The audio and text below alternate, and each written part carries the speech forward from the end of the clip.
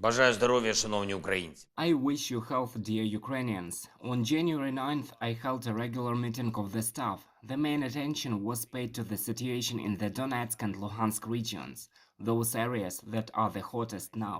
Bakhmut and Soledar, Kreminna and Svatove, overall prospects in Donbas for the coming weeks.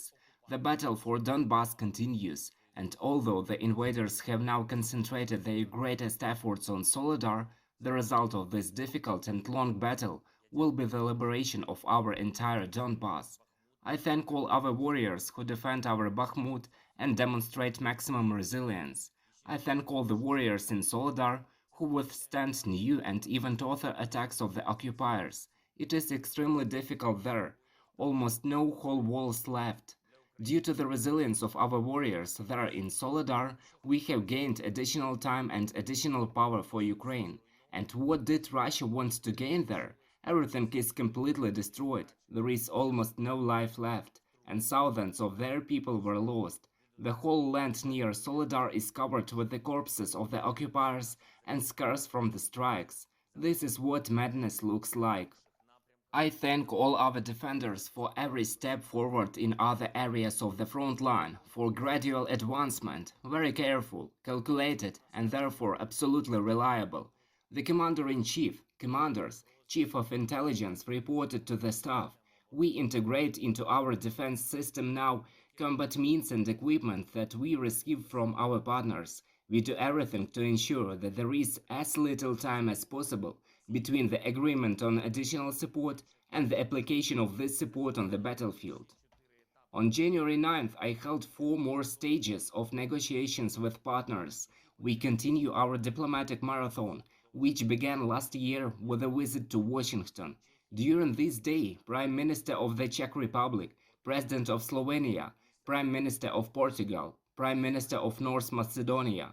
I spoke to all of them about the increase of defense support for our state, the necessity to bring Russian aggression to defeat this year, and the implementation of all elements of our peace formula, from the restoration of territorial integrity of Ukraine to the punishment of terrorists for their actions. There will be good news for our state, and it is very important that we reach an agreement with our partners right now, on the eve of the Ramstein and against the background of new brutal crimes of the occupiers. Russian strikes on Kherson and Charkiv, cities of the Donetsk and Kharkiv regions, constant terror against border communities of the Sumy region, constant terror against our people in the occupied territory. The world knows that every day of Russian presence on Ukrainian soil means death, injuries, pain and suffering of people. Ukraine must get everything it needs to expel terrorists from our land and to reliably protect our people from any Russian escalation plans. I am sure that our warriors will have these weapons and equipment at the front very soon. On January 9th, I met with the Executive Vice President of the European Commission, responsible for the European Green Deal, for the renewal of European energy life on the basis of modern green energy. Such renewal is our goal as well, and it is a security goal. Modern and green energy for Ukraine. The use of renewable energy sources will significantly strengthen our resilience against any aggressive ambitions of Russia aimed at our and European energy sector. We are also preparing for important events in our political relations with the European Union, for the EU-Ukraine summit, for further institutional rapprochement of our state system and the EU system, as well as for the beginning of membership negotiations.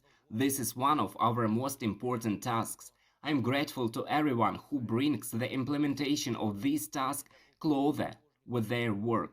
I thank each and everyone who helps our country. Glory to everyone who works for the victory of Ukrainians. Glory to all who fight for Ukraine. On January 9th, I have signed decrees awarding our warriors. 573 warriors were awarded state awards, 283 of them posthumously. Eternal memory to each and everyone who gave their life for Ukraine. Glory to Ukraine.